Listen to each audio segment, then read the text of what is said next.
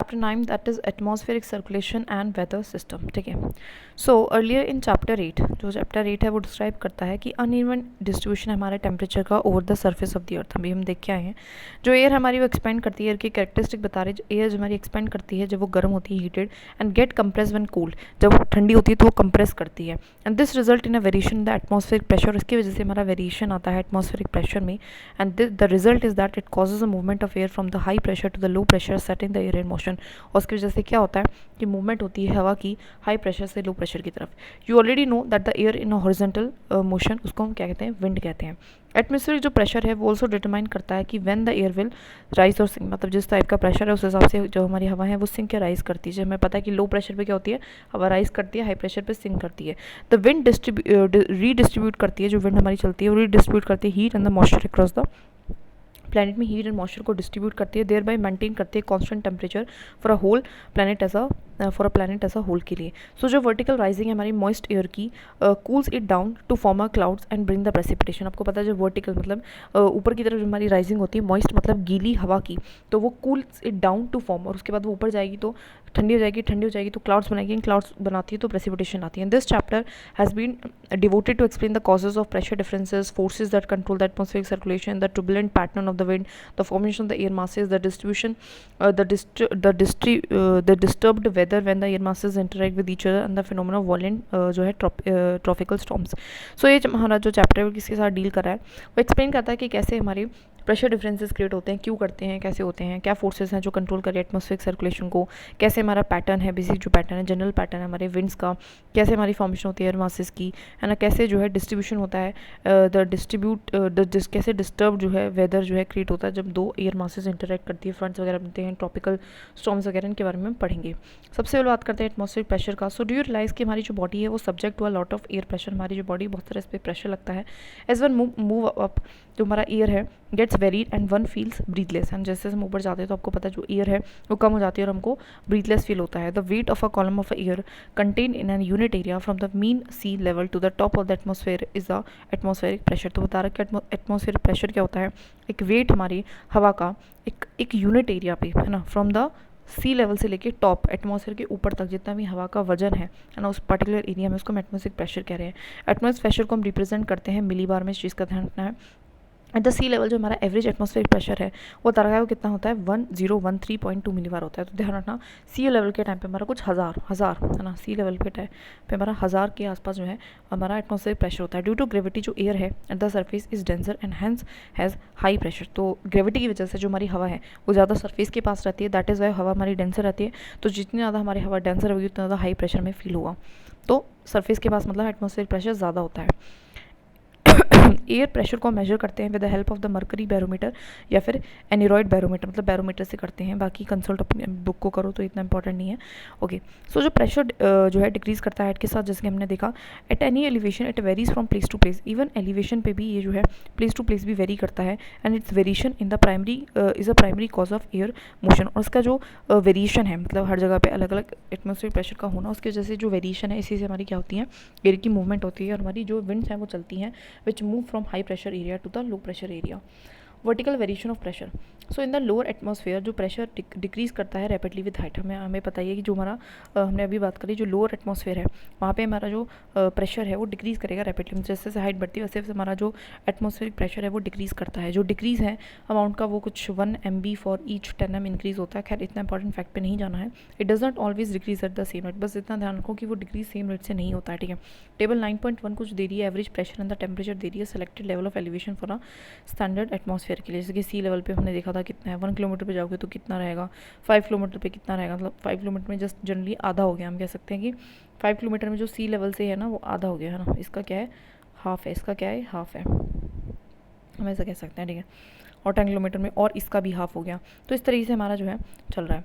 तो वर्टिकल जो pressure gradient force है वो much larger than that of the horizontal pressure gradient होती है, but it is generally balance bye a nearly equal but opposite gravitation force. जो हमारी vertical pressure gradient force है इसका मतलब है जैसे ऊपर की तरफ हमारे जो करंट चलते हैं, हमारी जो हवा है ऊपर की लोअर प्रेशर से क्या चलती है, राइज करती है, ठीक है। तो वहाँ पे एयर प्रेशर काफ़ी कम होता है ना, लो प्रेशर एरियाज होते हैं।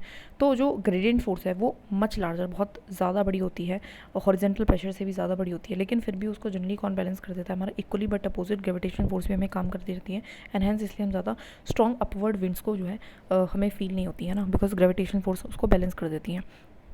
बात करें अगर horizontal pressure of that is distribution of pressure की, तो small differences in pressure are highly significant in terms of the wind direction, ठीक है। तो छोटे छोटे जो डिफरेंसेस है प्रेशर में वो हाईली सिग्निफिकेंट है in terms of wind direction की, विंड किससे कहाँ से कहाँ तक चलेगी, एंड वेलोसिटी की कितनी स्ट्रांगली चलेगी, ठीक है। Horizontal distribution of pressure is studied by the drawing isobar. कैसे हम इनको स्टडी करते हैं, by drawing the isobars constant levels पे हम आइसोबार्स ऐसी लाइन है जो कनेक्ट करती हैं places having the equal pressure, जिनका जो प्रेशर है वो इक्वल है। In order to eliminate the effect of altitude on pressure, it is measured at any station after being reduced to the sea level for purpose of comparison. तो हम क्या करते हैं, अगर हमें जो है डिफरेंट एरियाज़ का प्रेशर को नापना है, तो हम उसके लिए अगर कोई डिफरेंट एलिवेशन पे है, तो उस एलिवेशन का इफेक्ट को हटाने के लिए हम उनको सी लेवल पे लाके एंड फिर कंपैरिजन करते हैं, जिससे कंपैरिजन अच्छे से हो।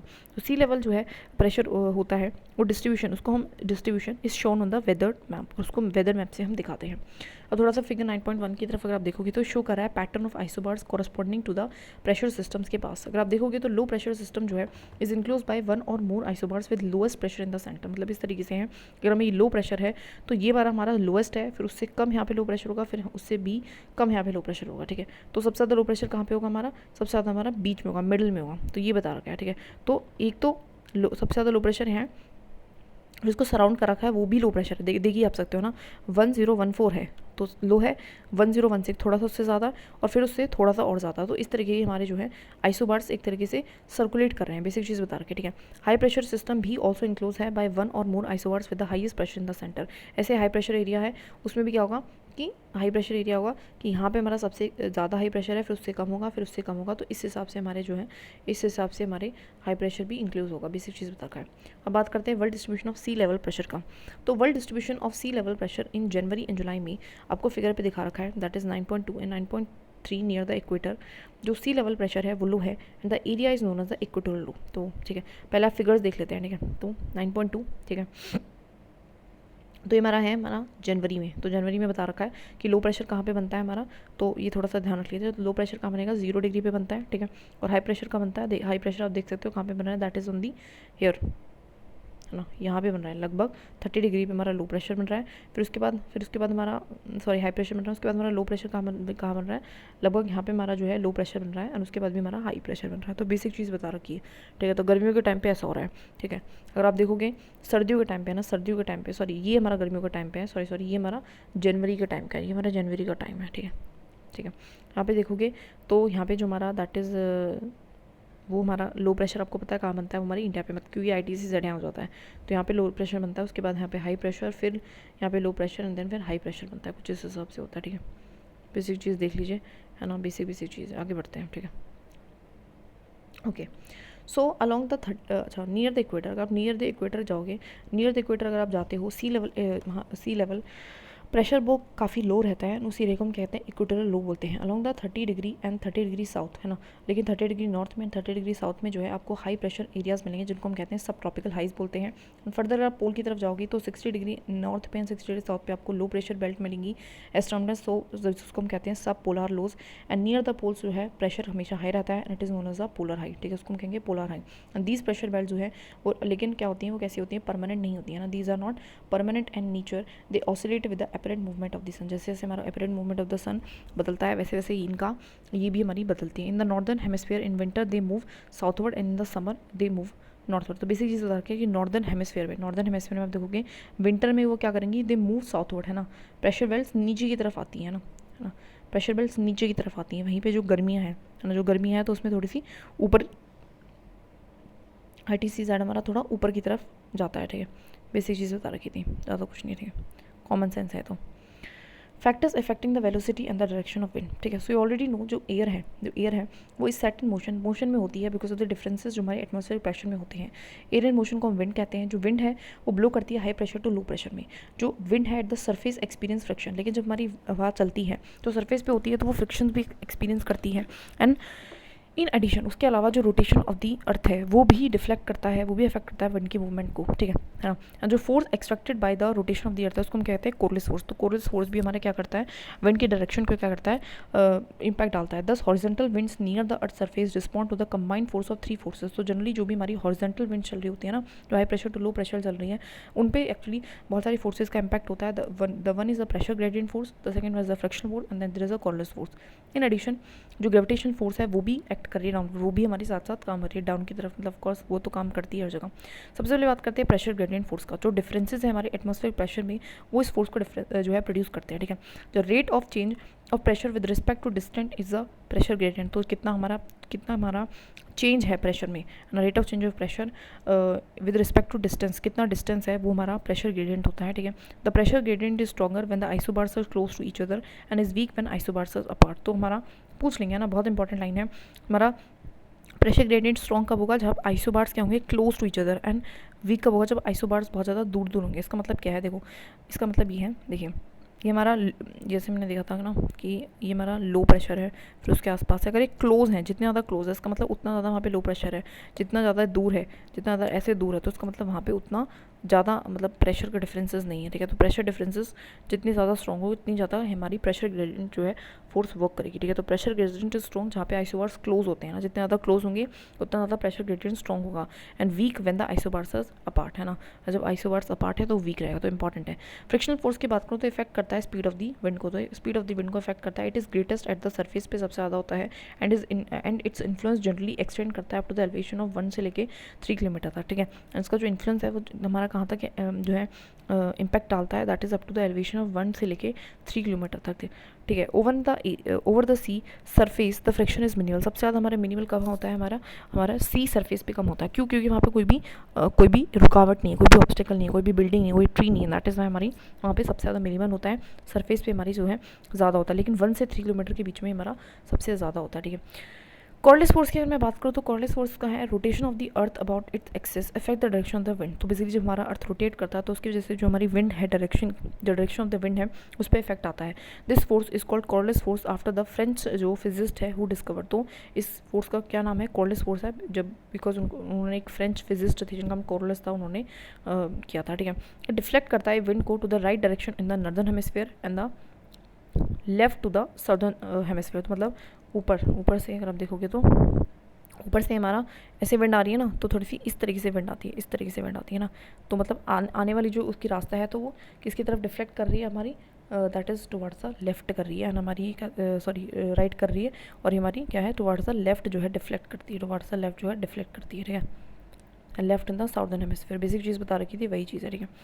The deflection is more when the wind velocity is high. और जितना ज़्यादा विंड की जो वेलोसिटी होती है उतनी हाई होती है, उतना ज़्यादा हमारा जो डिफ्लेक्शन है ज़्यादा होता है। Coriolis force is directly proportional to the angle of latitude.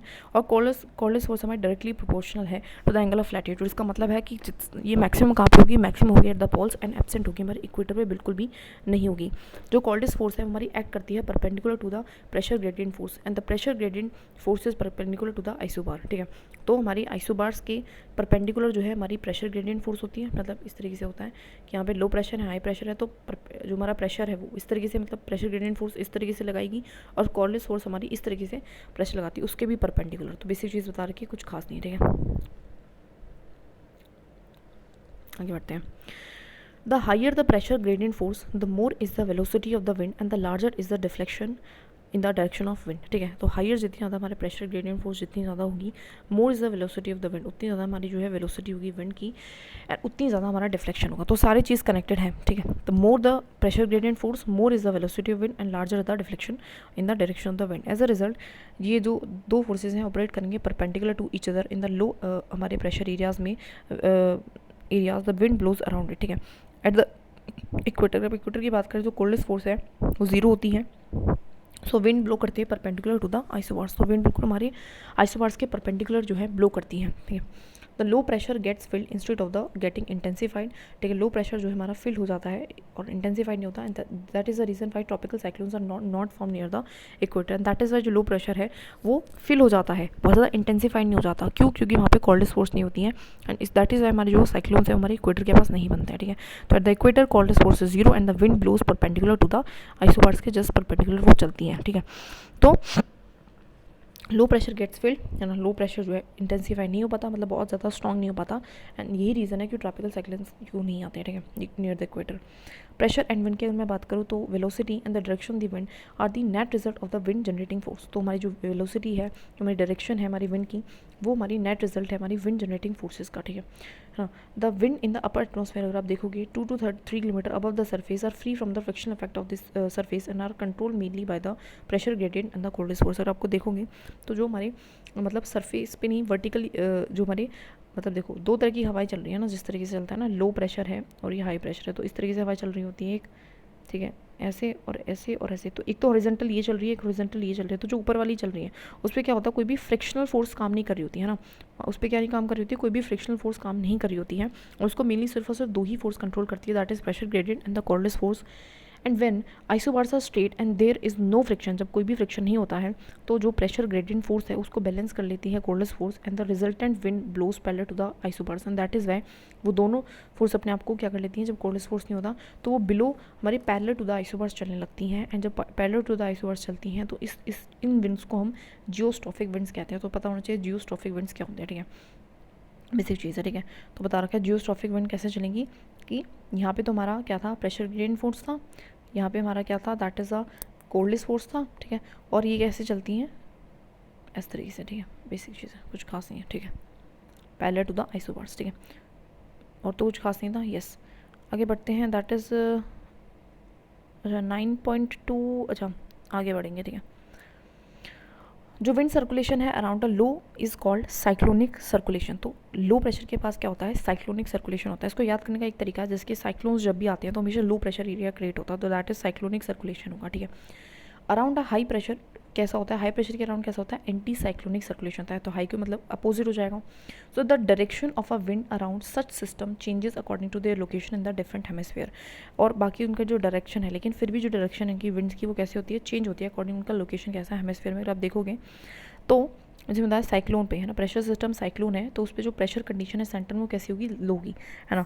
अगर साइक्लोन प्रेशर सिस्टम है तो वहाँ पे लो होगी नॉर्दर्न हेमिस्फीयर में, लेकिन जो पैटर्न रहेगा विंड की डायरेक्शन कैसी चलेगी, एंटी क्लॉकवाइज चलेगी, तो इस चीज़ का ध्यान रखना है। एंड साउथ में ऑफकोर्स इसका अपोजिट क्लॉकवाइज होगा। तो यहाँ पे अगर एंटी साइक्लोन है तो यहाँ पे हाई होगा, हाई होगा तो यहाँ पे हमारा क्लॉकवाइज चलेगी, यहाँ पे एंटी क्लॉकवाइज, मतलब इसमें से एक भी याद रख लो, एक भी याद रखोगे ना तो ये क्या है, pattern of wind direction in cyclones in anti cyclones, मतलब हवा के चलने का तरीका बता रखा है। तो अगर प्रेशर सिस्टम जो है साइक्लोन आता है तो हमारा क्या बनता है, सेंटर में लो बनता है, तो नॉर्थर्न हेमिस्फीयर में किस तरीके से हवाएं चलती है, तो एंटी क्लॉकवाइज चलती है, और साउदर्न में कैसी चलती है, क्लॉकवाइज चलती है। अगर आप एक भी याद रख लोगे, एक को याद रख लो यहीं पे पॉज करके, तो दूसरा ऑटोमेटिकली इसका अपोजिट हो जाएगा, ठीक है। Wind circulation at the earth की सर्फेस, अगर हम अर्थ की सर्फेस की बात करें around the low and high on many occasion is closely related to the wind circulation at the higher level. तो बेसिकली और विंड सर्कुलेशन कैसा होगा, अर्थ की सर्फेस पे अराउंड लो एंड हाई, वो ऑन मेनी ओकेजन जो है वो क्लोजली रिलेटेड है जैसा विंड सर्कुलेशन है हाइयर लेवल पे। Generally over low pressure area the air will converge and rise होती है। तो जनरली हमारी जो लो प्रेशर वाली एरिया होता है वहाँ पे जो हमारी हवाएं है वो राइज कर रही हैं, कन्वर्ज कर रही है ना, तो देख सकते हो, तो राइज कर रही है, ठीक है, प्लस में क्या कर रही है, कन्वर्ज, है ना, कन्वर्जेंस भी हो रहा है ना, यहाँ से इधर से आ रही है तो मिल भी रही है, एंड प्लस में फिर ये राइज कर रही है, तो क्या हो रहा है, लो प्रेशर एरिया पे कन्वर्जेंस भी हो रहा है और राइज भी हो रहा है। Over the high pressure area air generally subside करती है from the above and diverse करती है एट द सर्फेस, है ना। तो देख सकते हो सर्फेस पे, है ना, तो हमारी यहाँ पे सर्फेस पे क्या हो रहा है, डाइवर्जेंट हो रहा है, यहाँ से नीचे बैठी हैं, सिंक करी हैं, और यहाँ पे सर्फेस की हम बात करें, सर्फेस पे क्या हो रहा है, डाइवर्जेंस हो रहा है, ठीक है। And of course low pressure area ऊपर तो डाइवर्जेंस है, नीचे कन्वर्जेंस है, हाई प्रेशर एरिया में ऊपर तो कन्वर्जेंस है, नीचे डाइवर्जेंस है। तो पूरे डायग्राम बना के देख लेना इसका, तो बेसिक यही है, देखिए, ठीक है। Apart from the convergence and some eddies, convection currents, orographic uplift along front cause the rising of the air which is essential for the formation of the cloud and precipitation। इसके अलावा हमारे और कैसे हवाएं चल सकती हैं, तो कन्वर्जेंस के अलावा सम एडीज, है ना, कन्वेक्शन करंट्स भी चलते हैं, ठीक है, जो कि ओरोग्राफिक अपलिफ्टमेंट भी होता है ना, ओरोग्राफिक रेन होती है, तो जैसे पहाड़ की साइड में हवाएं जो आती हैं तो वो पहाड़ चढ़ती हैं तो अपलिफ्ट करती हैं, uplift along the front as well as हमारी फ्रंट की वजह से भी जो हवाएं हैं वो अपलिफ्ट करती हैं, और उसकी वजह से क्या होता है, formation of cloud and precipitation. तो और भी तरीके हैं हवाओं का, बस इतना बता रखा है। अब देख लेते हैं जनरल सर्कुलेशन कैसा है हमारे एटमॉस्फेयर का, ठीक है। तो जो पैटर्न है हमारी प्लेनेटरी विंड्स का लार्जली वो डिपेंड करता है लैटिट्यूडनल वेरिएशन कैसा है ना, हीटिंग का, and emergence of pressure belts कैसी है, वहाँ पे कौन सा प्रेशर बन रहा है, migration of belts following the apparent path of sun, जब हमारा IT से Z जब शिफ्ट होगा तो क्या इम्पैक्ट आएगा, distribution of continent and ocean कैसा है, रोटेशन ऑफ द अर्थ कैसी है। तो ये मेन 5 चीज़ें जो है इसको इम्पैक्ट करती हैं।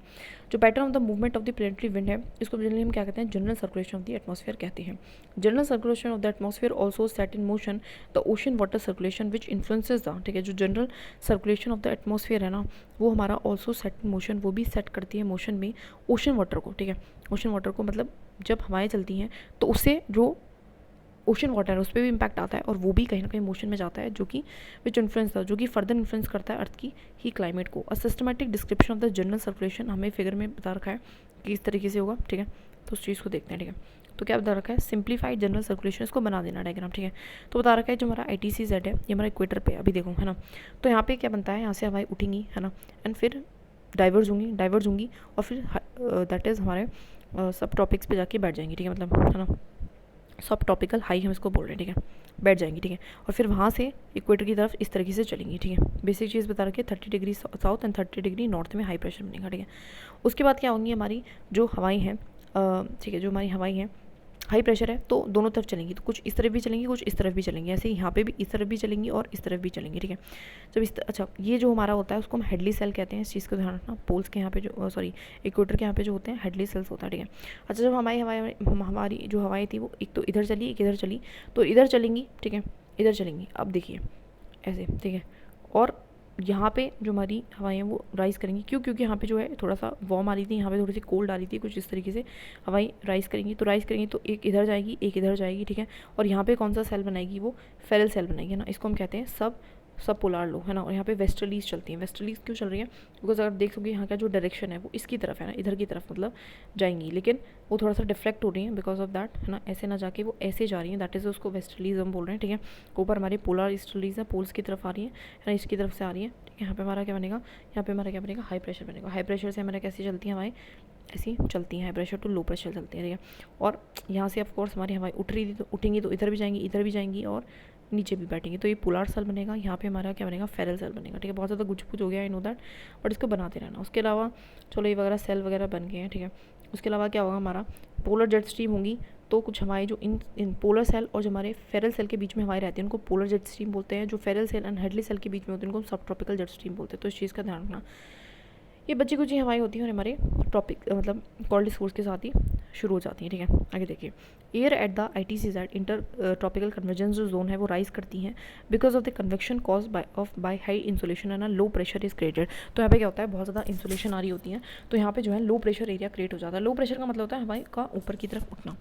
जो विंड है फ्रॉम द ट्रॉपिक्स कन्वर्ज करती हैं at this low pressure zone पे, और जो हमारी जो विंड है जब फ्रॉम द ट्रॉपिक्स से ऊपर से आएंगी और कन्वर्ज करेंगी, है ना। कन्वर्ज का मतलब है कि यहाँ से आए तो कन्वर्ज कराना, दैट इज़ वे कह रहे हैं, ठीक है।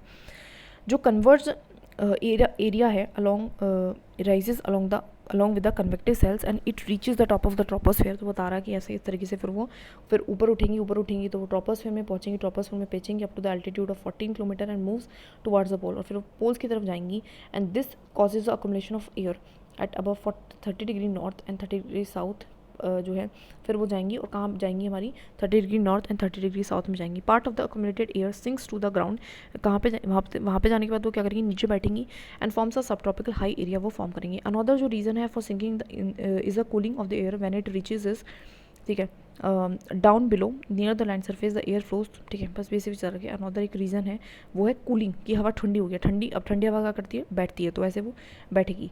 Down below near the land surface, ठीक है।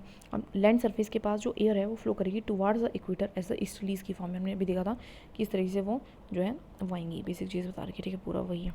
जो ईस्टर्लीज है from the either side of the equator जो है ईस्टर्लीज दोनों साइड से आएंगी इक्वेटर की तरफ, इक्वेटर एंड फिर कन्वर्जेंस होगा और उसी से क्या बनता है, हमारा ITCZ बनता है, inter tropical convergence zone. Such circulations from the surface upward and vice versa, उस पूरे को हम कहेंगे सेल्स बोलेंगे। सच अ सेल इन द ट्रॉपिक्स को हम हेडली सेल बोलते हैं। इन द मिडल लैटिट्यूड पे जो सर्कुलेशन है वो कैसे होता है, is that of a sinking of cold, जब सिंक करी कोल्ड हमारी हवा, जो कि हमारी कहाँ से आई थी, air that comes from the poles and the rising warm air that blows from the sub tropical high, ठीक है।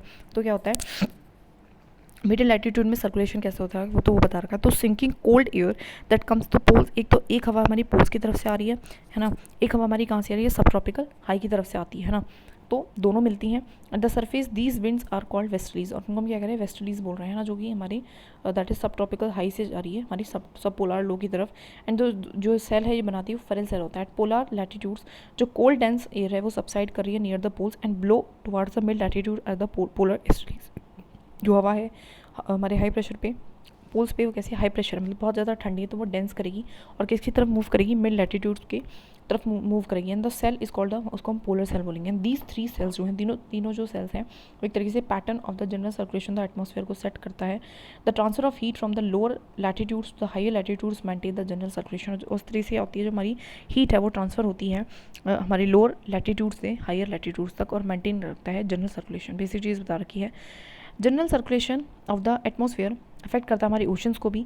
जो लार्ज स्केल विंड्स हैं ऑफ द एटमॉस्फेयर वो इनिशिएट करती है large and slow moving currents of the ocean, और इसकी इन्हीं सर्कुलेशन की वजह से हमारी मूविंग जो है ओशन करंट्स भी जनरेट होते हैं।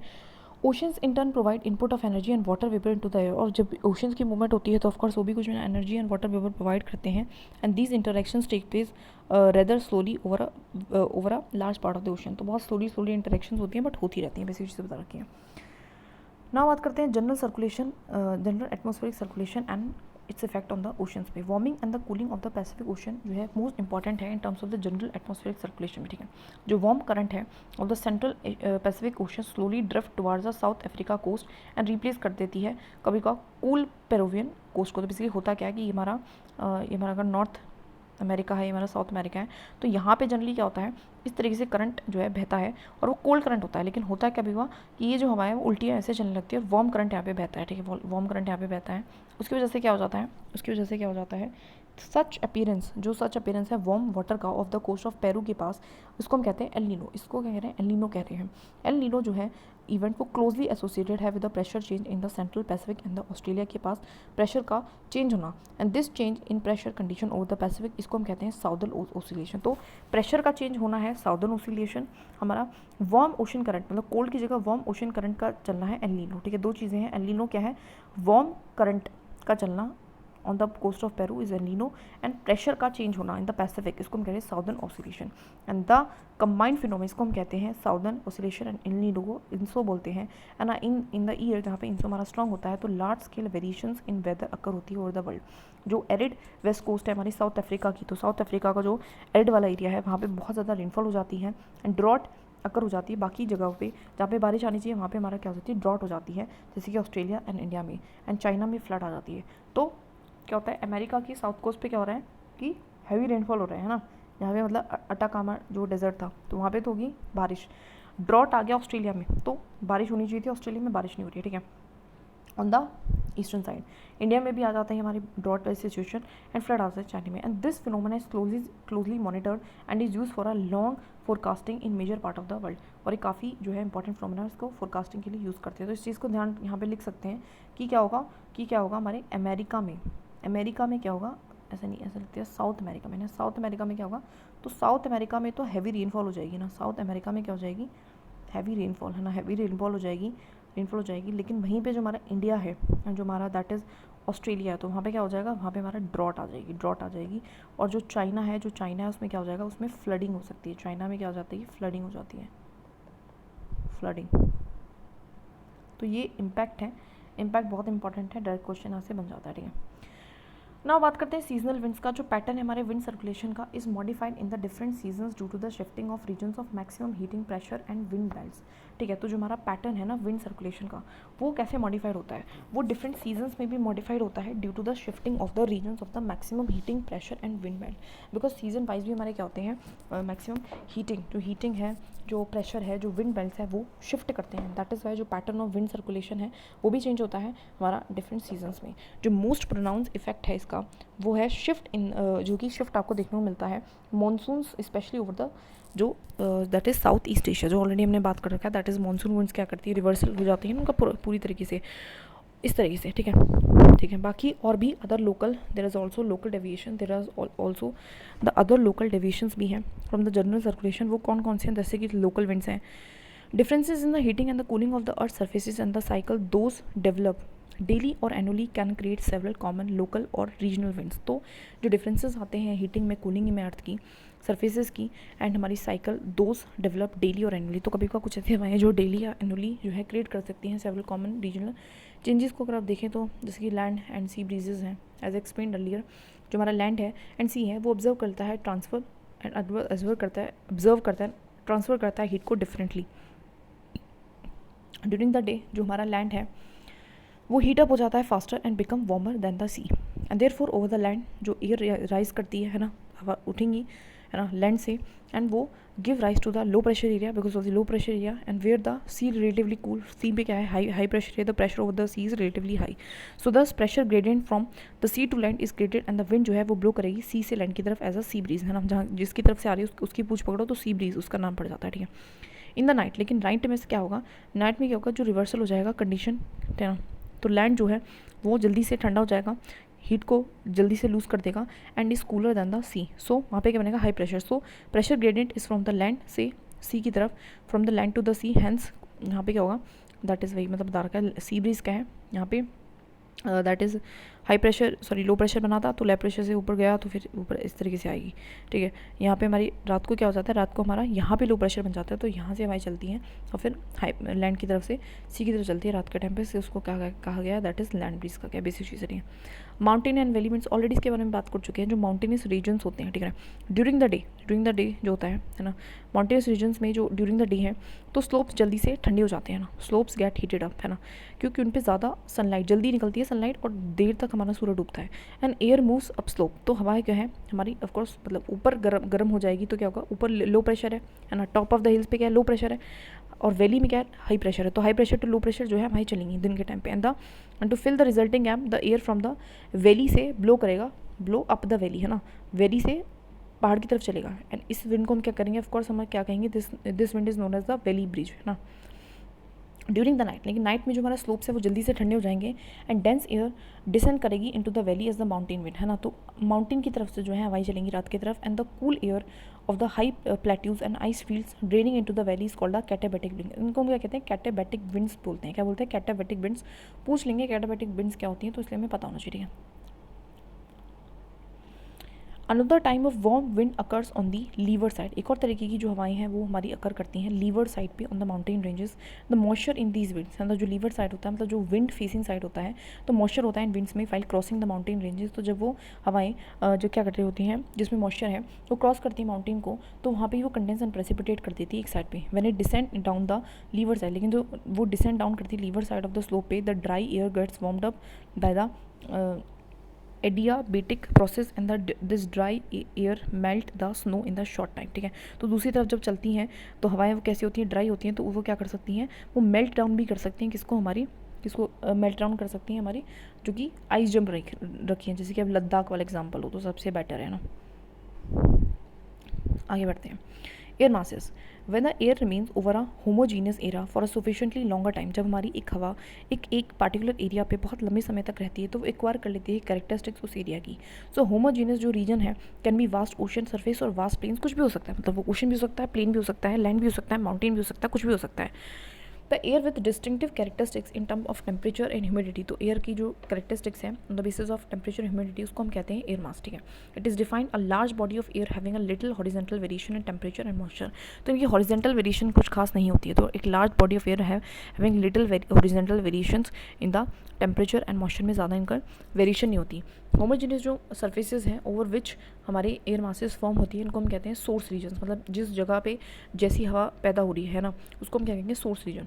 एयर मासेस को हम क्लासीफाई करा है according to the source region. These are the 5 major source regions हैं। तो पहला है warm tropical and sub tropical ocean, दूसरा है सब ट्रॉपिकल हॉट डेजर्ट्स, तीसरा है relatively cold high latitude oceans, and then there is the very cold snow covered continents in the high latitudes and permanently ice covered continents the Arctic and the Antarctica, ठीक है। Accordingly following types of air masses आपको देखने को मिलेंगी। तो ऊपर क्या है, वेट ट्रॉपिकल, सबसे पहला था वेट ट्रॉपिकल सब ट्रॉपिकल ओशंस। तो ओशंस की बात कर रहे हैं ट्रॉपिकल एंड सब ट्रॉपिकल वाले रीजन्स में, ठीक है। तो मेरिटाइम हो गया, ट्रॉपिकल, तो इसको हम कहेंगे मैरीटाइम ट्रॉपिकल बोलेंगे। फिर उसके बाद दूसरा क्या था हमारा, the sub tropical hot desert, है ना, मतलब सब ट्रॉपिकल वाली जगह पे जो डेजर्ट वाला पार्ट है, मतलब कॉन्टिनेंटल ट्रॉपिकल हम इसको कहते हैं। क्या कहते हैं उसको हम, कॉन्टिनेंटल ट्रॉपिकल कहते हैं। कॉन्टिनेंट पे है और ट्रॉपिक्स वाले एरिया में, दैट इज़ वाई, ठीक है। उसके बाद अगर आप देखोगे तो पहला जो वर्ड रहेगा वो मैरीटाइम या कॉन्टिनेंटल है, आप देख सकते हो, ठीक है। तो उसके बाद क्या होगा हमारा, थर्ड कौन सा है, रिलेटिवली कोल्ड हाई लैटिट्यूड वाले ओशंस, मतलब थोड़े से हाई लैटिट्यूड वाले ओशंस की बात करें तो ओशंस है तो मैरीटाइम, ठीक है, पानी वाली जगह, एंड पोलार तो ऊपर की तरफ चले गए। उसके बाद फोर्थ देखोगे तो वेरी कोल्ड स्नो कवर्ड जो कॉन्टिनेंट होते हैं हाई लैटिट्यूड्स पे, तो कॉन्टिनेंट है, प्लेस है लेकिन हाई लैटिट्यूड पे है, ठीक है, तो उसको हम कॉन्टिनेंटल पोलार बोल रहे हैं। तो पोलार का क्या किसके लिए यूज़ किया गया है, फॉर द कोल्ड चीज़ के लिए, ठीक है। और मैरीटाइम मतलब पानी, कॉन्टिनेंटल मतलब ज़मीन, ठीक है। उसके बाद हमारा है that is a permanently ice covered continent in the Arctic and Antarctica, ठीक है। तो वो हमारा किस लिए, उसके लिए हम क्या कहेंगे, उसको हम कहेंगे कॉन्टिनेंटल आर्कटिक, है ना, कॉन्टिनेंटल आर्कटिक हम उसको कहा है, ठीक है। तो बेसिक चीज़ें कुछ खास नहीं है, ठीक है। Tropical air masses are warm and polar air masses cold होती है, तो ये बेसिक सी चीज़ें कुछ खास नहीं है। टॉपिक्स पे हमारी कैसी होंगी, गर्म होंगी, और पोलार्स पे हमारी ठंडी होंगी। बात करते हैं फ्रंट्स की। So when two different air masses हमारी मिलती हैं, सो जो बाउंड्री जोन होता है बिटवीन दैम उसको हम फ्रंट कहते हैं। जो प्रोसेस है फॉर्मेशन ऑफ द फ्रंट का उसको हम फ्रंटोजेनेसिस कहते हैं। देयर आर जनरली 4 टाइप के फ्रंट्स होते हैं। पहला है कोल्ड, दूसरा है वार्म, तीसरा है स्टेशनरी, चौथा है occluded. When the front remain stationary it is called stationary front, तो जब वो एक जगह पे रहता है तो उसको स्टेशनरी फ्रंट कहते हैं। व्हेन द कोल्ड एयर, जब हमारी ठंडी हवा जो है मूव करती है toward the warm air mass, है ना, जब गर्म हवा जो है, जब ठंडी हवा गर्म हवा की तरफ आ रही है तो उसको हम कहते हैं, और इस कॉन्टैक्ट जोन उसको हम कहते हैं कोल्ड फ्रंट। वेयरएस अगर वार्म एयर हमारी मूव कर रही है, मास मूव कर रही है towards a cold air mass, तो उसको हम कहते हैं that is the contact zone, उसको हम कहते हैं वार्म फ्रंट, है ना, जो बढ़ रहा है ना, जो आ रहा है उसके नाम पे फ्रंट का नाम है। If an air mass is fully lifted above the land surface it is called the occluded front, ठीक है। तो एक एयर मास अगर दूसरी एयर मास को पूरी तरीके से उठा देती है तो उसको हम क्या कहते हैं, ऑक्लूडेड फ्रंट कहते हैं।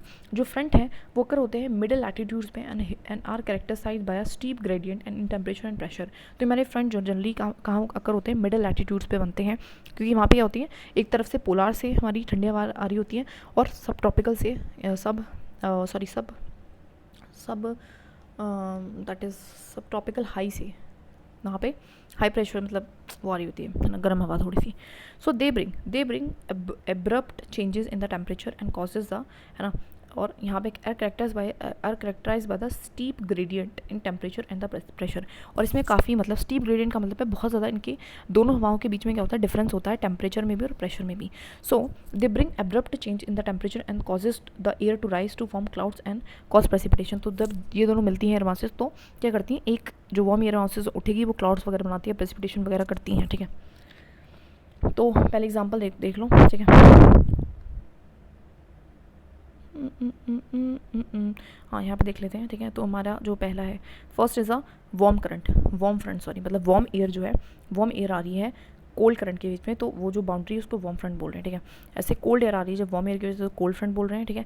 जब हमारी ऑक्लूडेड फ्रंट का मतलब क्या होता है, जब वार्म फ्रंट है ना, जो हमारा कोल्ड फ्रंट है ना, वार्म एयर है, ये हमारी कोल्ड एयर है, तो वार्म एयर ऊपर उठ जाती है, कोल्ड एयर थोड़ी सी नीचे आ जाती है, और कोल्ड एयर नीचे आई जा रही है, तो ऐसी सिचुएशंस को बोलते हैं एक्स्ट्रा ट्रॉपिकल साइक्लोन्स की। अगर मैं बात करूँ तो ये सिस्टम जो है डेवलप करते हैं मिड एंड हाई लैटिट्यूड में and beyond the tropics, that is why हम इनको middle latitude extra tropical cyclones कहते हैं। जो पैसेज है फ्रंट का कॉजेज द, जो पैसेज है हमारा फ्रंट का है ना, वो कॉज करता है abrupt changes in the weather condition over the area in the middle and the high latitude में, ये बदलाव लाता है। एक्स्ट्रा ट्रॉपिकल साइक्लोन्स जो है फॉर्म करते हैं अलॉन्ग द पोलर फ्रंट्स के बीच में बेसिकली बनते हैं। इनिशियली जो फ्रंट है वो स्टेशनरी होता है, मतलब पहले जो है मूवमेंट नहीं है कोई भी, है ना।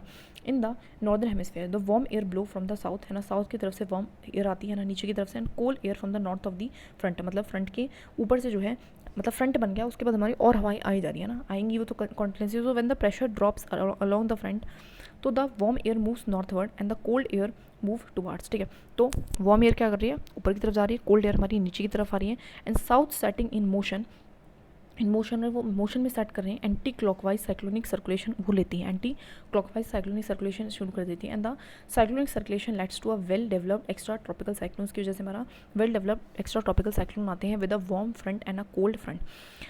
The plane and the cross section of a well developed cyclone जो है आपका फिगर दे रखा है 9.9 में, ठीक है। तो वो देख सकते हो 9.9 एक्स्ट्रा ट्रॉपिकल साइक्लोन किस तरीके से आ रहे हैं।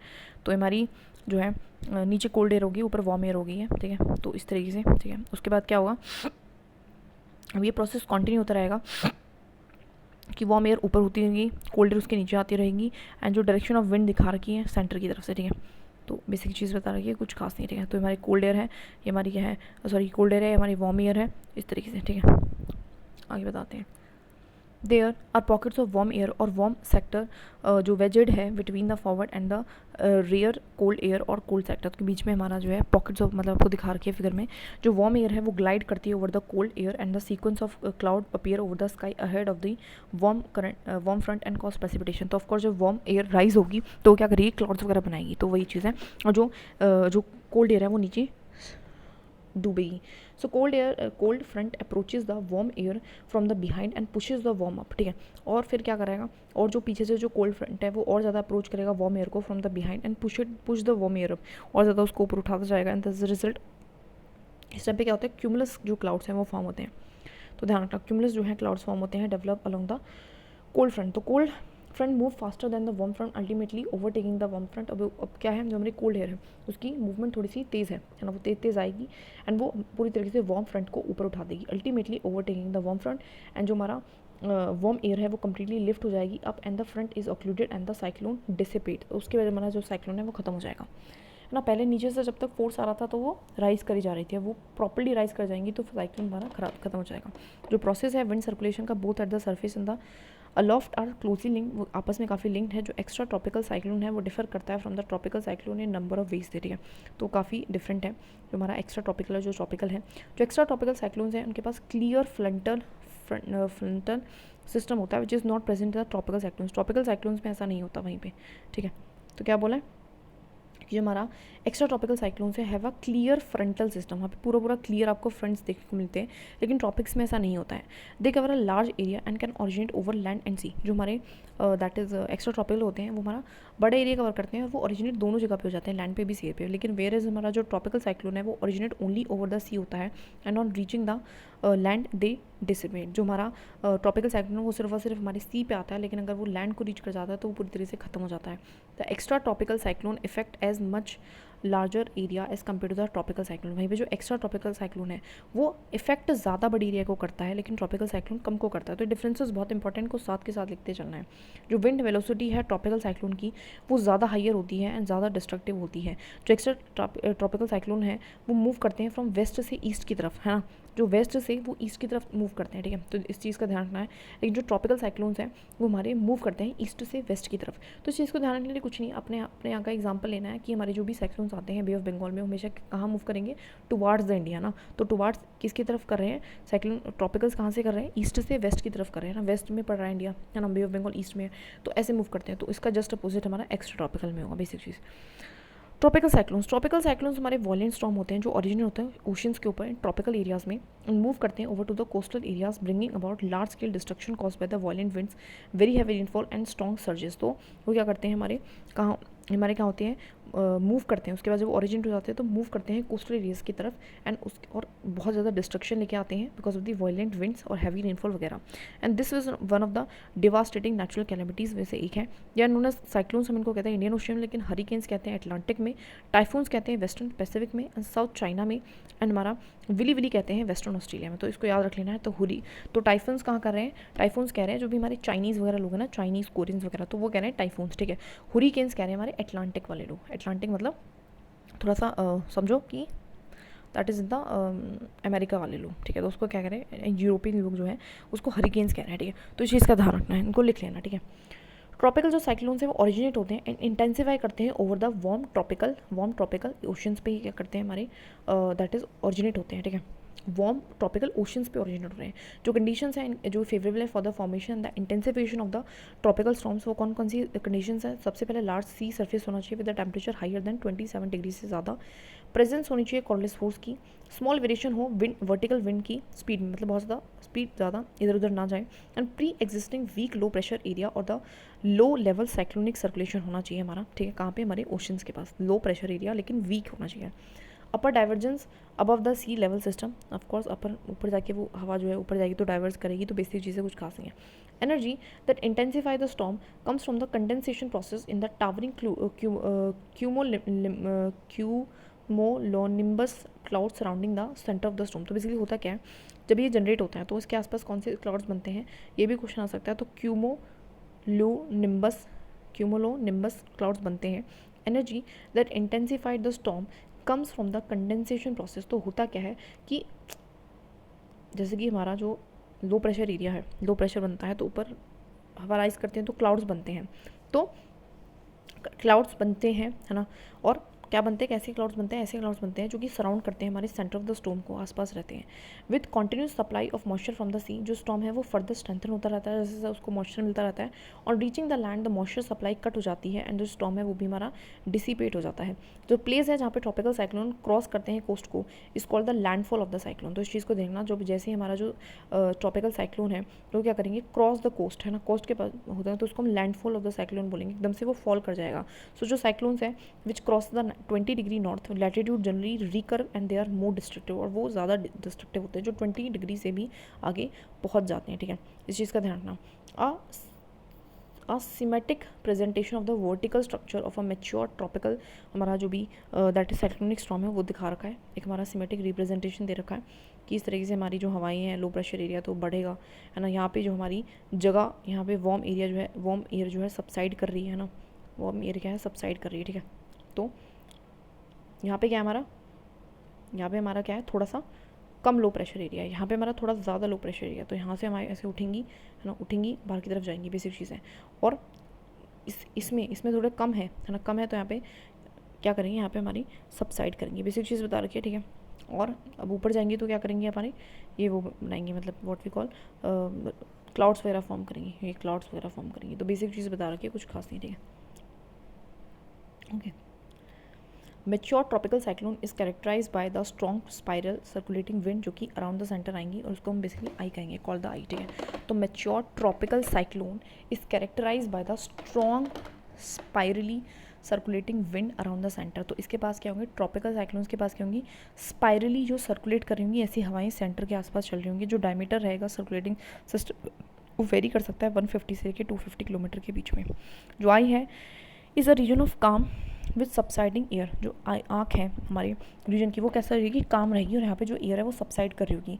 Around the I is a eye wall, उसके आसपास आई वॉल रहेगा, देख सकते हो आप, ठीक है, this is eye wall, this is eye wall, ठीक है, ओके। इसके आसपास जो आई वॉल है, where here is a strong spiralling ascent of air to greater height reaching the troposphere. तो यहाँ पे जो है बहुत स्ट्रॉन्ग लो प्रेशर है, दैट इज़ वाई जो हवाएं हैं वो बहुत ज़्यादा तेज़ी से ऊपर की तरफ जाएंगी, है ना, इतनी ऊपर तक कि वो ट्रोपोस्फियर तक पहुँच पाएंगी। जो विंड है वो रीच करेंगे मैक्सिमम वेलोसिटीज रीजन में एंड रीच करेंगी high as 250 kilometre per hour, ठीक है।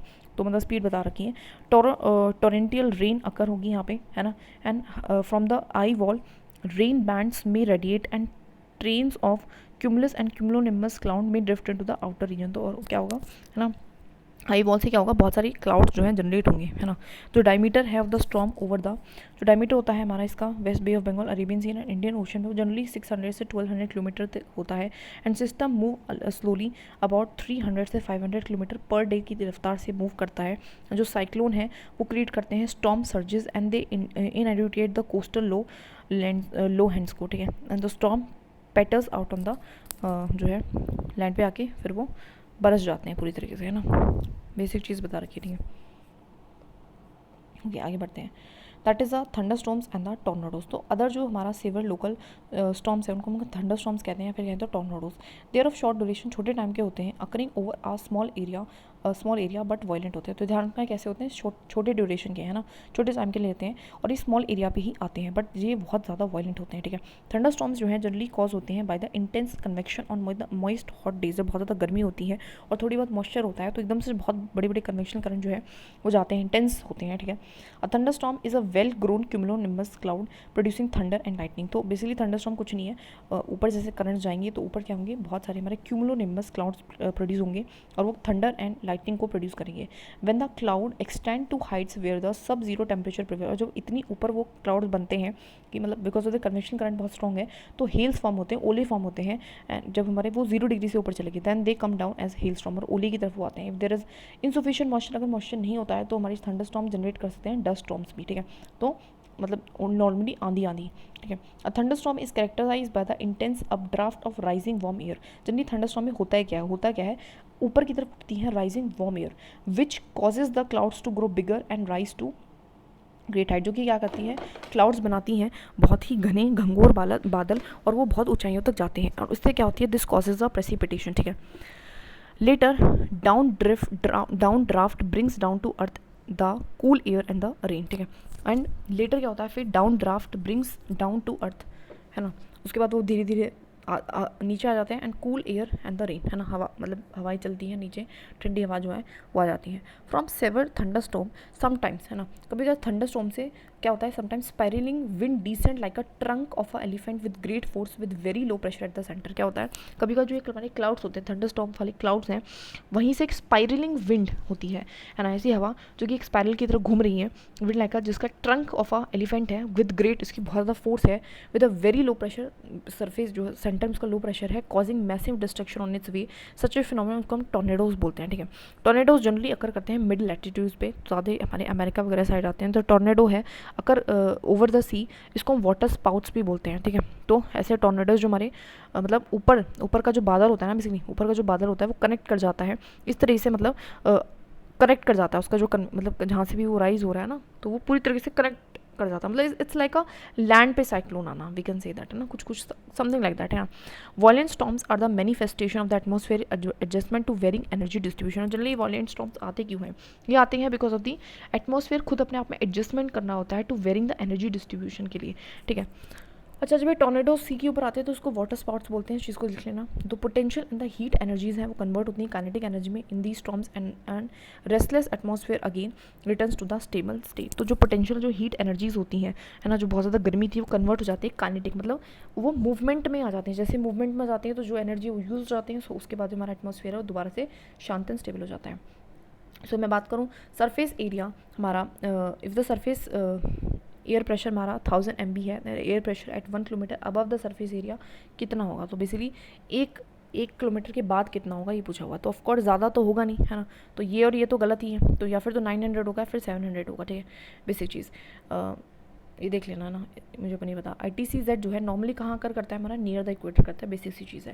Direction of the wind around the low pressure, है ना, लो प्रेशर नॉर्दर्न हेमिस्फीयर में, तो अराउंड आ लो प्रेशर नॉर्दर्न हेमिस्फीयर में कैसी होती है, तो वो एंटी क्लॉकवाइज होती है ना, कैसी होती है, एंटी क्लॉकवाइज, हमने देखा था ना, low pressure northern hemisphere anticlockwise. Which of the following is the source region for the formation of the air masses. तो एयर मासेस के लिए हमारा कौन सा जो है एक सोर्स है, सोर्स रीजन है formation of the air masses, तो that is of course the equatorial forest I think, देख लेना, बाकी इसका क्वेश्चन भी थोड़ा ऐसा सही है, ठीक है। आगे बढ़ते हैं अपना नेक्स्ट चैप्टर पे, दैट इज़ द वाटर इन द एटमॉस्फेयर। सो छोटा सा चैप्टर जल्दी से कंप्लीट करेंगे। So you have already learned about the air, जो है उसमें वाटर वेपर होता है, इट वेरी करता है फ्रॉम 0 से लेके 4% तक by volume of the atmosphere and plays an important role in the weather phenomena. Already हम इस बारे में बात करके आए हैं। जो वाटर है वो प्रेजेंट होता है in the atmosphere in the basically 3 forms में, नेमली gaseous, liquid and solid.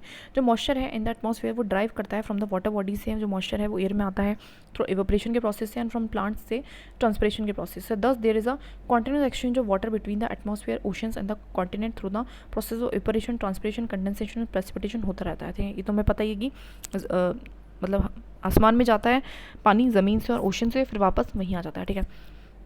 Water vapour present in the air, इसको हम कहते हैं humidity. It is express quantitatively in the different ways में उसको एक्सप्रेस करते हैं। जो एक्चुअल अमाउंट ऑफ वाटर है vapour present in the atmosphere, उसको हम कहते हैं एब्सोल्यूट ह्यूमिडिटी, मतलब कितनी ह्यूमिडिटी है, कितनी परसेंटेज हमारा जो है पानी है एटमॉस्फेयर में। It is a weight of water vapour per unit volume of air and is express in terms of grams पर क्यूबिक मीटर, ठीक है। तो मतलब वही है कि वेट ऑफ वाटर कितना है per unit volume of air में, ठीक है।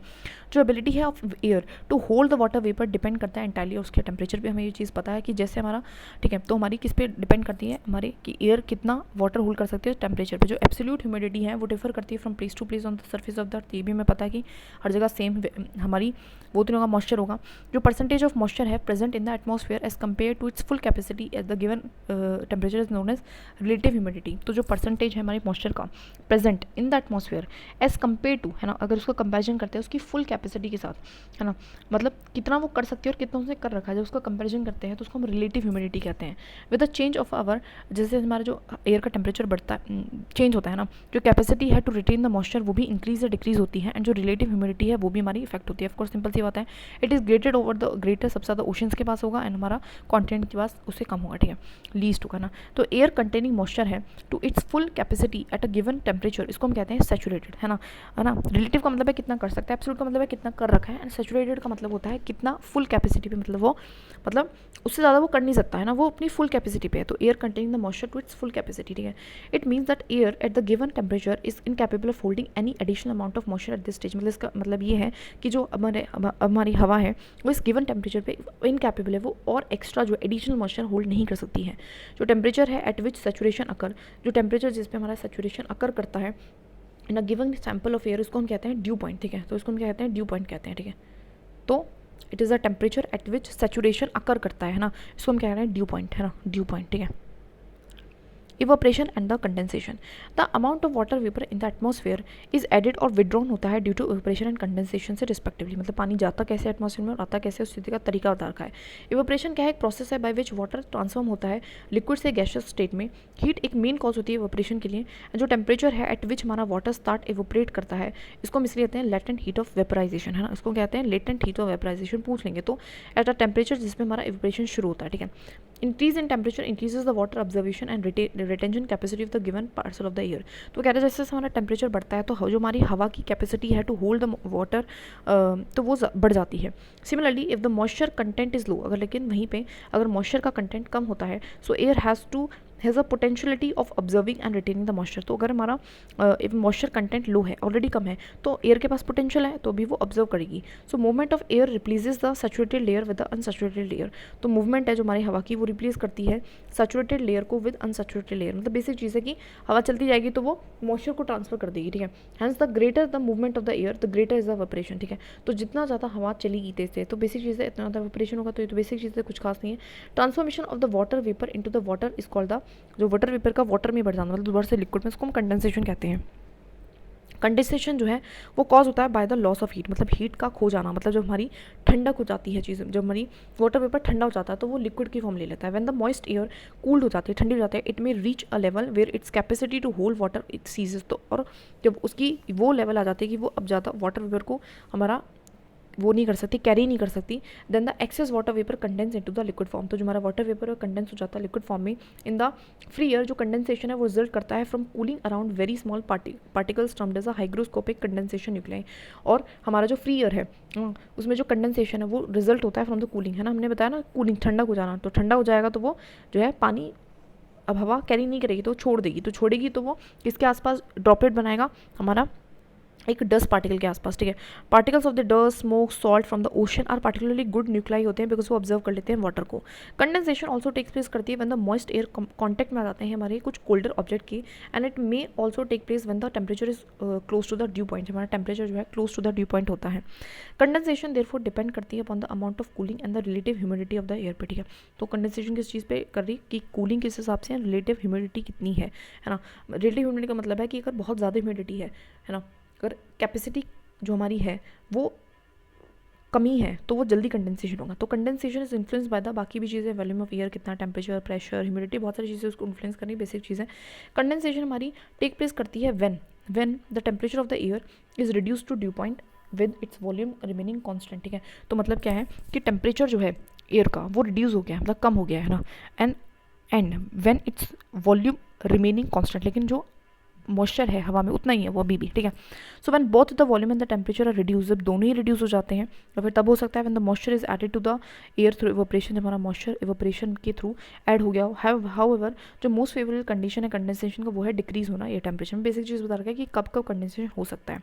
आफ्टर कंडेंसेशन जो वाटर वेपर है और द मॉइस्चर है इन द एटमॉस्फेयर में वो one of the following form ले लेता है, ड्यू, फ्रॉस्ट, फॉग या फिर क्लाउड का. तो forms of condensation can be classified on the basis of temperature and location के बेसिस पर हम कर सकते हैं. Condensation take place when the dew point is lower than the freezing point as well as higher than the freezing point. तो जो हमारा due point है ना, तो उससे कम पे भी कंडेंसेशन हो सकती है और उससे ज़्यादा पे भी कंडेंसेशन हो सकती है. इस चीज़ का ध्यान रखना. ठीक है, ड्यू की मैं बात करूँ तो जो हमारा मॉइस्चर है वो डिपोजिट हो जाता है in the form of water droplets, है ना, डिपोजिट हो जाता है on the form of water droplet on cooler surfaces of solid objects, है ना, ठंडी चीज़ों पे। इसका सबसे अच्छा एग्जांपल है फ्रिज से बाहर निकालूँ, है ना, एक बॉटल ठंड की पानी की, तो उसके ऊपर जो भी हवा में मॉइस्चर होगा उसके ऊपर जो है वो कूलर सरफेस के आते ही कॉन्टैक्ट में सॉलिड ऑब्जेक्ट के वाटर ड्रॉपलेट्स आ जाते हैं, rather than nuclei in the air above the surface. ऐसा कुछ नहीं है, तो स्टोन्स, ग्रास, किसी भी चीज़ पे जो है वो हो जाता है। तो आइडियल कंडीशन इसके लिए क्या होती है कि क्लियर स्काई होनी चाहिए, है ना, काम एयर होना चाहिए, हाई रिलेटिव ह्यूमिडिटी होनी चाहिए, and the cold and the long nights होनी चाहिए, ठीक है। तो ये चीज़ होनी चाहिए, तो क्लियर, ज़्यादा हवा वगैरह ना चले, ठीक है, लंबी और ठंडी रात हो, and for the formation of due it is necessary कि जो हमारा ड्यू पॉइंट होता है वो अबव द फ्रीजिंग पॉइंट होता है, दैट इज़ वाई यहाँ पे बर्फ़ नहीं जम रही, रेदर सिर्फ सिंपल वाटर ड्रॉपलेट्स आते हैं, ठीक है।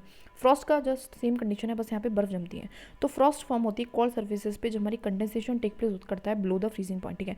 जो ड्यू पॉइंट है इज एट और बिलो द फ्रीजिंग पॉइंट होता है। जो एक्सेस मॉइस्चर है वो डिपोजिट हो जाता है in the form of minute ice crystal की फॉर्म में इंस्टेड ऑफ वाटर ड्रॉपलेट्स की जगह।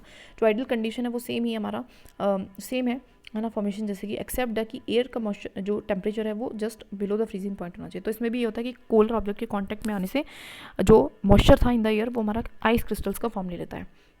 बात करूँ अगर मैं फिर फॉग की एंड मिस्ट की, सो व्हेन द टेम्परेचर, जब हमारा temperature of an air mass containing a large quantity of water vapour fall, है ना, एकदम से जो है जो हमारा टेम्परेचर है ऑफ एन एयर मास का जो टेम्परेचर है एकदम से कम हो जाता है ना, कंटेनिंग का, जिसमें बहुत सारा पानी था, है ना, जब टेम्परेचर ज़्यादा होगा तो पानी ज़्यादा होगा, लेकिन अब एकदम से टेम्परेचर कम हो गया तो पानी को वो होल्ड नहीं कर सकता, सो एकदम से जो वाटर वेपर है fall all of a sudden, एकदम से वो गिर जाता है, कंडेंसेशन हो जाती है with in the itself on the fine dust particles, जो आसपास के छोटे मोटे डस्ट पार्टिकल्स उसके ऊपर ही कंडेंसेशन हो जाती है। So the fog is a cloud with its base at और very near to the ground. तो एक तरीके से फॉग भी क्या है, क्लाउडी है ना, लेकिन जस्ट उसका जो वो बहुत ज़्यादा नियर टू द ग्राउंड है। Because of the fog and mist की वजह से जो विजिबिलिटी है वो पुअर टू जीरो हो जाती है।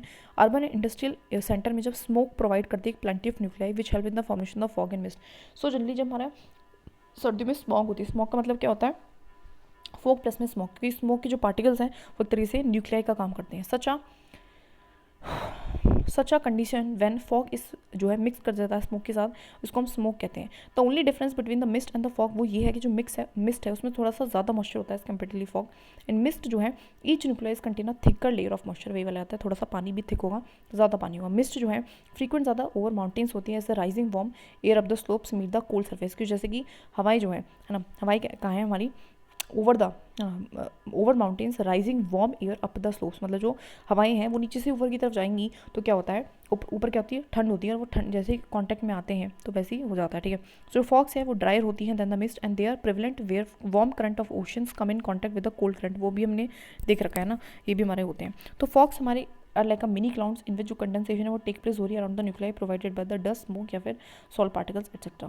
क्लाउड्स की बात करें तो क्लाउड क्या है, is the mass of a minute water droplet और tiny crystals of ice form by the condensation of the water vapour in the free air at the considerable elevation. तो होता क्या है, जो क्लाउड है वो भी क्या है, मास है, माइन्यूट वाटर ड्रॉपलेट्स का एक मास है, ठीक है, और टाइनी क्रिस्टल्स ऑफ आइस, है ना, जो कि हमारा कैसे फॉर्म हुआ है, कंडेंसेशन के थ्रू। कंडेंसेशन किसका हुआ है, वाटर वेपर का, फ्री एयर में, है ना, ऊपर लेकिन बहुत ज़्यादा अच्छी खासी एलिवेशन पे, है ना, हाइट पे। As the clouds are formed at some height over the surface of the earth, they take various shapes, अलग अलग शेप लेते हैं अकॉर्डिंग टू देयर हाइट की एक्सपेंस, उनकी डेंसिटी, उनकी ट्रांसपेरेंसी, ओपेकनेस। क्लाउड्स उनको हमने ग्रुप कर रखा है बेसिकली 4 टाइप है, cirrus, cumulus, stratus and nimbus. Cirrus जो होते हैं वो हमारे फॉर्म होते हैं एट वेरी हाई एल्टीट्यूड्स पे और काफ़ी थिन होते हैं, डिटैच होते हैं क्लाउड्स, हैविंग अ फेदरी, और चीज़ फेदर टाइप होते हैं। सिंपल सी बात है, जो फेदर है, जो पतला है, जो एक पंख की तरह है, वही ऊपर रह सकता है, and they are always white in colour, हमेशा कैसे होते हैं, वाइट इन कलर होते हैं। वहीं पे जो क्यूमुलस है, क्यूमुलस हमारे होते हैं कॉटन वुल होते हैं, C for cumulus, C for cotton, वैसे याद रख लेंगे। एंड जनरली हमारे मिड ऑफ द हाइट में ये फॉर्म होते हैं, ठीक है, एंड दे एग्जिस्ट करते हैं the patches and can be seen scattered here and there, वो पैचेस में बिखरे होते हैं, है ना, एंड उनका एक फ्लैट बेस होता है। वहाँ पे जो स्टेटस होता है उनका नेम अप्लाई करता है कि दे आर द लेयर्ड, ये हमारे स्ट्रैटेजी होते हैं ना, स्ट्रैटेजी लेयर बाय लेयर करनी होती है, ऐसे एक तरीके से लेयर्ड क्लाउड है covering large portion of the sky. And जो ये क्लाउड्स होते हैं जनरली फॉर्म होते हैं either due to the loss of heat और the mixing of air masses with different temperatures की वजह से जनरली ये हमारे फॉर्म होते हैं, ठीक है। तो ये होता है हमारे these are the layered clouds, क्या है हमारी लेयर्ड क्लाउड्स हैं covering large portions in the sky, हमारी लार्ज पोर्शंस को इन द स्काई में कवर करते हैं, ठीक है। These clouds are generally form either due to loss of heat, या फिर तो एक जो क्लाउड्स हैं जनरली इसलिए फॉर्म हुए हैं बिकॉज ऑफ दी इन्होंने हीट को लॉस कर दिया है ना, तो फिर कंडेंसेशन हो जाएगा, कंडेंसेशन हो गया सिंपल, या फिर मिक्सिंग ऑफ एयर मासेस, या फिर दो एयर मासेस जो हैं वो डिफरेंट टेम्परेचर की मिक्स होंगे, इस वजह से भी हमारे जो है स्ट्रेटस जो है बनते हैं, ठीक है। निम्बस की बात करूँ तो ये हमारे ब्लैक या फिर कहीं तो डार्क ग्रे कलर के क्लाउड्स होते हैं। They are generally at the middle levels बनते हैं, फिर नियर द सरफेस बनते हैं, क्योंकि बहुत ज़्यादा मोटे डेंस हैं, तो एक्सट्रीमली डेंस होते हैं एंड ओपेक होते हैं to the rays of the sun, मतलब ये सन की रेज को आर पार नहीं आने देते। Sometimes the clouds are so low that they seem to touch the ground, सकता है कभी कभी तो कि ये ज़मीन पर आ जाएंगे। Nimbus clouds are shapeless masses of thick vapour, ठीक है। बेसिक फिगर दे रखी है हमारी है, ठीक है, तो ये देख लेना, ठीक है। कॉम्बिनेशन, अब इनके कॉम्बिनेशन से ऑफ द 4 बेसिक टाइप से हम हमारे और भी अलग अलग टाइप के क्लाउड्स बनते हैं। हाई क्लाउड्स में आते हैं सीरस, सीरोस्ट्रेटस, सीरोक्यूमुलस, तो सीरस से याद रख लेना। मिडिल में आते हैं एल्टोस्ट्रेटस, एल्टोक्यूमुलस, तो एल्टो से याद रख लेना। लो क्लाउड से आते हैं स्ट्रेटोक्यूमुलस एंड निम्बो स्ट्रेटस, तो स्ट्रेटस से याद रखना। जो clouds with extensive vertical development जिनकी होती है होते हैं क्यूमुलस एंड क्यूमुलोनिम्बस, हमने देखा भी था हमारे दैट इज साइक्लोन्स के टाइम पे इनकी डेवलपमेंट होती है। अगर हम बात करें प्रेसिपिटेशन का, तो प्रेसिपिटेशन क्या है, एक प्रोसेस है, कॉन्टिन्यूस कंडेंसेशन होना फ्री एयर में, help the condense particles to grow in size. तो होता क्या है, जब हमारा कॉन्टिन्यूस कंडेंसेशन होता रहेगा फ्री एयर में, और उससे क्या होगा, कंडेंस जो पार्टिकल्स हैं वो साइज में बढ़ते रहेंगे। So when the resistance of the air fails to hold them against the force of gravity, तो अब जो उनकी रेजिस्टेंस थी कि हवा आपस में रोके रखी थी, ग्रेविटी के अगेंस्ट काम कर रही थी, उनको रोके रखी थी, अब क्या होगा, वो हैवी बहुत ज़्यादा हो जाएंगे, तो वो against the force of gravity fail हो जाएंगी, so they fall on the earth surface पे, वो गिर जाएंगी। So after the condensation of water vapour, जो रिलीज है मॉइस्चर का, उसको हम बेसिकली क्या कहते हैं, प्रेसिपिटेशन कहते हैं। तो दिस में टेक प्लेस इन लिक्विड और सॉलिड, दो फॉर्म में हो सकते हैं। जो प्रेसिपिटेशन है in the form of water, उसको हम जनरली रेनफॉल कहते हैं। When the temperature is lower than 0 degree होता है, तो प्रेसिपिटेशन टेक प्लेस करती है in the form of fine flakes of snow, और जिसको हम कह रहे हैं snowfall. Moisture is release in the form of hexagonal crystals की फॉर्म में जनरली ये रिलीज होता है, एंड ये जो क्रिस्टल्स होती हैं फॉर्म करती हैं flakes of snow. Besides rain and snow के अलावा अदर फॉर्म्स ऑफ प्रेसिपिटेशन जैसे कि स्लीट है, हेल है, तो the latter are limited in occurrence and are sporadic in both time and space में होती है, मतलब कम ही होती हैं सारी चीज़ें, ठीक है। स्लीट का एक फ्रोजन रेन ड्रॉप है, एंड रीफ्रोजन मेल्टेड क्या है, स्नो वाटर है, या फिर तो रीफ्रोजन, ठीक है। When the layer of air, जब लेयर ऑफ एयर जो है with the temperature above freezing point overlies the sub freezing layer near the ground, मतलब ऊपर क्या है, ऊपर तो फ्रीजिंग पॉइंट है, लेकिन नीचे क्या है हमारी, नीचे क्या है हमारी, ज़्यादा फ्रीजिंग पॉइंट नहीं है ना, नीचे की जो लेयर है वहाँ की वो थोड़ी सी गर्म है, ऊपर ज़्यादा ठंडक है। So precipitation take place in the form of sleet की फॉर्म में होता है, मतलब ऊपर से तो वो थोड़ी सी बर्फ़ की फॉर्म में आएंगी, फिर नीचे नीचे होते हुए वो क्या हो जाएंगी हमारी, दैट इज़ हमारी थोड़ी सी क्या हो जाएंगी, गर्म हो जाएंगी, तो पिघलना शुरू कर देंगे इस तरीके से, ठीक है। Rain drops which leave the warmer air encounter the cold air brew, basic होता क्या है, ऊपर क्या थी, मतलब इस तरीके से होता है, ऊपर गर्म, फिर नीचे ठंडक, फिर नीचे मतलब उसके नीचे ठंडक, फिर उसके नीचे और गर्म, तो इस तरीके से मतलब एक तरीके से आती वो बर्फ़ की फॉर्म में है, फिर वो थोड़ी सी पिघल जाती हैं, फिर दोबारा से वो गिरने से पहले जम जाती है। So as a result they solidify and reach the ground as a small pellets of ice not bigger than the rain drop from which they're form, तो इस तरीके से रेन ड्रॉप की तरफ से वो रेन ड्रॉप की ही शेप में वो आती हैं। Sometimes drops of rain after being release by the clouds, तो इस चीज़ को ध्यान रखना है कि ये क्या होती हैं, rain drops, frozen rain drops, या फिर कहें तो रीफ्रोजन मेल्टेड स्नो वाटर, तो इस चीज़ का भी ध्यान रखना। अच्छा, समटाइम्स जो ड्रॉप ऑफ रेन है after being release by the clouds वो बिकम सॉलिडिफाइड हो जाते हैं small rounded solid pieces of ice में which reach the surface of the earth, इसको हम हेल स्टॉर्म्स कहते हैं, ओले पड़ना। ये जनरली फॉर्म होती हैं by the rain water passing through the colder layers, मतलब जनरली कोल्डर लेयर से आ रहा होता है। Hello storms have several centric layers of ice over one another, मतलब बहुत सारे लेयर्स से बना होता है। बात करते हैं हमारे टाइप्स ऑफ रेनफॉल की। आई नो थोड़ा लेक्चर लंबा हो गया but it's okay. Types of rainfall on the basis of the origin, rainfalls में भी क्लासीफाइड इनटू 3 मेन टाइप्स की होती है, कन्वेंशनल होती है, ओरोग्राफिक होती है, रिलीफ साइक्लोनिक होती है। कन्वेंशनल ये तो पता है, जो एयर जो है ऑन बीइंग हीटेड गर्म हो जाती है तो वो लाइट हो जाती है, लाइट हो जाती है तो ऊपर की तरफ कन्वेक्शन करंट्स की फॉर्म में राइज अप होती है। As it rise it expand and loses the heat and the consequently वो हीट को खोती हैं, एंड कॉन्सिक्वेंटली कंडेंसेशन जो है ऊपर जाके हो जाता है, एंड क्यूमुलस जो क्लाउड्स हैं फॉर्म हो जाते हैं। With thunder and lightning heavy rainfall take place but this doesn't last very long, बहुत ज़्यादा लंबे समय के लिए नहीं होता। Such rain is common in the summer और हॉटर डेज पे जनरली होता है। It is very common in the equatorial regions में काफ़ी होता है, interior parts of subcontinent partly in the northern hemisphere में आपको देखने को मिलेगा, ठीक है। तो गर्माहट की वजह से ऊपर राइज हुई, that is why. Orographic rain, तो when the saturated air mass, जब हमारा सैचुरेटेड एयर मास जो है कम अक्रॉस अ माउंटेन के साथ आता है, so it is force to ascend as it rises, जैसे से वो उसको असेंड करना पड़ता है, मतलब उसको ऊपर चढ़ाई करनी पड़ती है, जैसे से वो राइज करती है, एक्सपेंड करती है, फिर जैसे से वो है ना ऊपर की तरफ चढ़ती है, वो एक्सपेंड करती है, जो टेम्परेचर है वो फॉल करता है, एंड द मॉइस्चर जो है ऊपर जैसे वो चढ़ेगी है ना पहाड़ के ऊपर, तो मॉइस्चर जो है टेम्परेचर गिरेगा तो मॉइस्चर कंडेंस हो जाएगा। सो chief characteristics of this sort of rain वो ये है कि विंडवर्ड जो स्लोप होते हैं उन पर अच्छी खासी बारिश होती है, ठीक है। तो orographic rain, so when the saturated air mass comes, हमने देख लिया था इधर। Okay, so after giving rain to the windward side, जब वो विंड वाली साइड पे दे देती है, सो व्हेन दीज जो विंड जो है रीच करती है अदर स्लोप पे, सो वो डिसेंड करती है, नीचे की तरफ उतरती है, उनका जो टेम्परेचर है वो राइज कर जाता है, सो देर उनकी जो कैपेसिटी है to take in moisture increase हो जाती है, hence they leeward slopes remain the rainless, और वो ड्राई रहती है जो दूसरी साइड होते हैं। तो area situated on the leeward side which gets the less rainfall, उसको हम रेन शेडो एरिया भी कहते हैं, एंड इसको इस टाइप की रेन को हम कहते हैं रिलीफ रेन कहते हैं। बात करते हैं साइक्लोनिक रेन की, तो you already learn about the extra tropical cyclones and the cyclonic के बारे में ऑलरेडी हम कर चुके हैं, छोड़ो वर्ल्ड डिस्ट्रीब्यूशन ऑफ रेनफॉल देख लेते हैं। तो डिफरेंट जो हमारी प्लेसेस हैं हमारे, that is on the earth के सरफेस में, वो रिसीव करते हैं different amount of rainfall in the year, that too in the different seasons के according. In general if you proceed from the equator से टुवर्ड्स द पोल, तो rainfall generally क्या करती है, डिक्रीज करती है। जो कोस्टल एरियाज है ऑफकोर्स वर्ल्ड के, वो ज़्यादा रिसीव करते हैं amount of rainfall than the interior से कंपैरिजन एंड द कॉन्टिनेंट्स के कंपेरेटिवली। जो रेनफॉल है वो ज़्यादा हमारी ओशंस के ऊपर होती है than on the land masses of the world, basic चीज़ है, and because of being great sources of water. ठीक है, बिटवीन हमारा लैटीट्यूड 35 से 40 डिग्री है, जो हमारा and the south and the north the equator है, जो रेन है वो हैवी होती है ईस्टर्न साइड पे है ना, ईस्टर्न कोस्ट पे ज़्यादा हैवी होती हैं, and goes on decreasing towards the west, और वेस्ट की तरफ वो कम हो जाती है। तो इस चीज़ को ना थोड़ा सा बना लेना, but between the 45 and 65 degree है ना, लेकिन उसके ऊपर जस्ट ऊपर जो है हमारी, वहाँ पे क्या होता है, बिकॉज ऑफ वेस्टर्लीज वहाँ पे चल रही होती है, जो रेनफॉल है वो फर्स्ट रिसीव होगी वेस्टर्न मार्जिन पे of the continent, and it goes on the decreasing towards the east, और ईस्ट की तरफ वो डिक्रीज होती जाएंगी। बेसिक चीज़ें हवाओं के अकॉर्डिंग ही हमारा रेनफॉल है। So wherever the mountains run parallel to the coast, जहाँ जहाँ पे हमारे mountains parallel to the coast है, तो वहाँ पे जो रेन है वो ग्रेटर होगी कोस्टल प्लेन्स पे ऑन द विंडवर्ड साइड पे, और वो डिक्रीज कर जाएगी towards the leeward side. Basic चीज़ है, on the basis of the total amount of annual precipitation, जो मेजर प्रेसिपिटेशन रिजीम है ऑफ द वर्ल्ड की, वो आइडेंटिफाइड इस तरीके से है। तो इक्वेटोरियल बेल्ट पे अगर हम बात करें, तो जो विंडवर्ड स्लोप्स हैं जो माउंटेन्स की along the western coast in the cool temperate zones में, एंड कोस्टल एरियाज हैं जो हमारे मॉनसून लैंड है जो है, वो बेसिकली रिसीव करते हैं हमारे रेनफॉल ऑफ ओवर हमारे 200 सेंटीमीटर पर एनम से भी ज़्यादा की रेनफॉल वो रिसीव करते हैं। ठीक है, जो इक्वेटोरियल बेल्ट है हमारी, विंडवर्ड स्लोप है माउंटेन्स के, है ना, and in the cool temperate zone में, एंड जो कोस्टल एरियाज़ हैं हमारे, है ना, coastal areas of monsoon land. तो ये तीन जो जगहें हैं, ये सबसे ज़्यादा जो है हैवी रेनफॉल जो है रिसीव करती हैं।